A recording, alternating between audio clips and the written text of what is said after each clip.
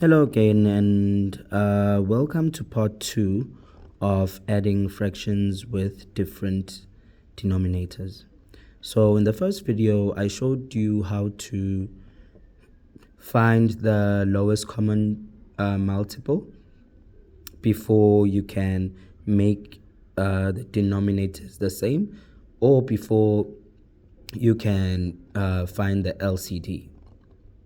Now, let's say you have no recollection of multiples of 5 or 12 or any other number that is your new denominator. How do we do that? How do we now make the two denominators, which are different, become the same or become common? How do we change these two different denominators if we can't list our multiples? Easy. We have a method called cross multiplication of denominators. But unlike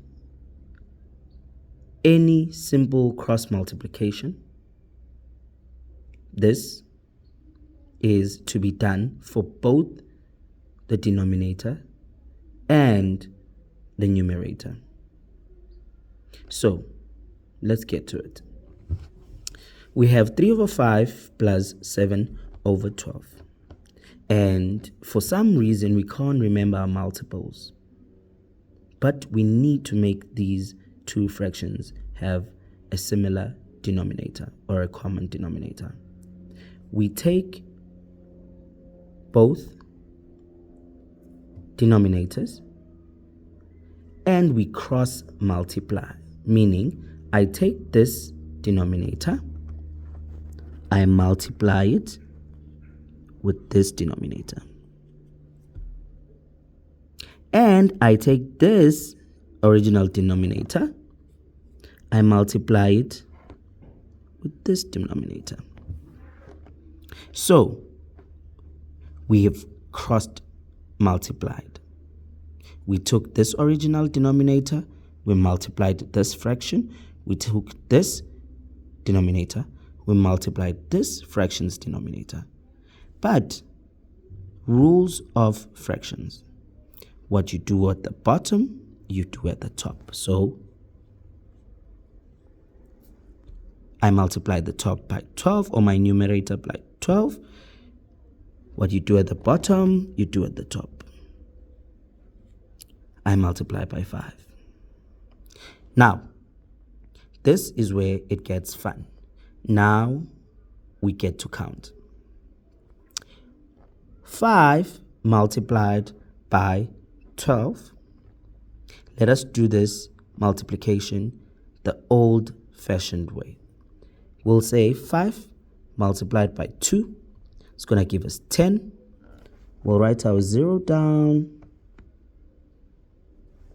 And we carry our 1. Usually, we would carry our 1 on the tens side. So, I'll do this with a different color. I'll carry the 1 there. Now we can see what we're dealing with. Now, I say 5 times 1.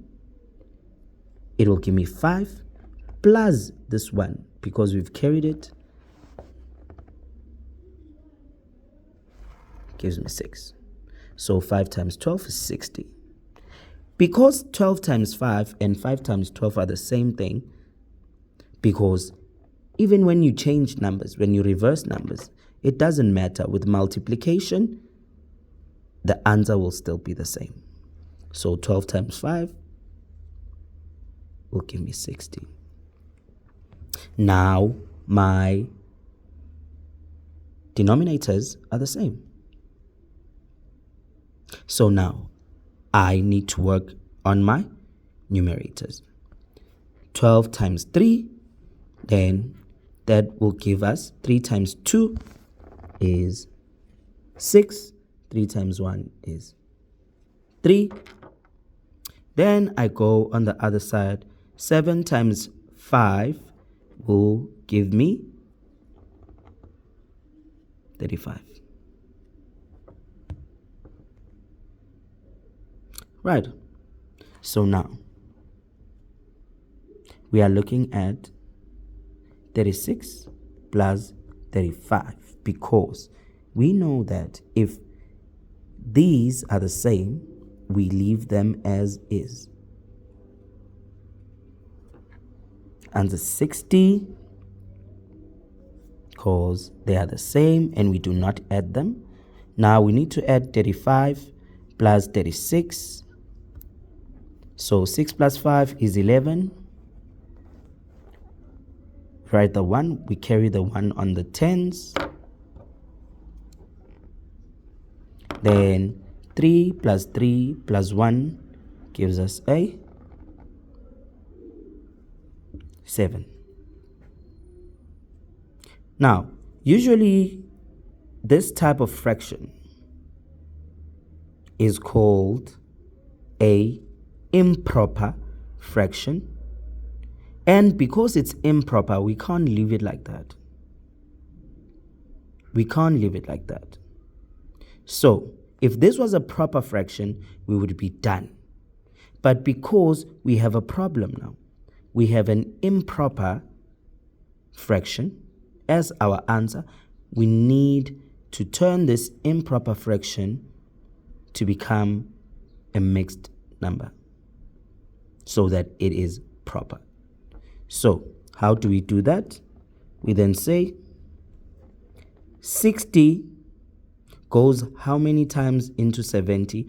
1. Or how many 60s are in 71? And we have only 1 60 in 71. And what is the remainder if we only have 160? So 71 minus 60 will give us our remainder. And our remainder is 11. And our denominator still stays the same. So our final answer is 1 whole and 11 over 60.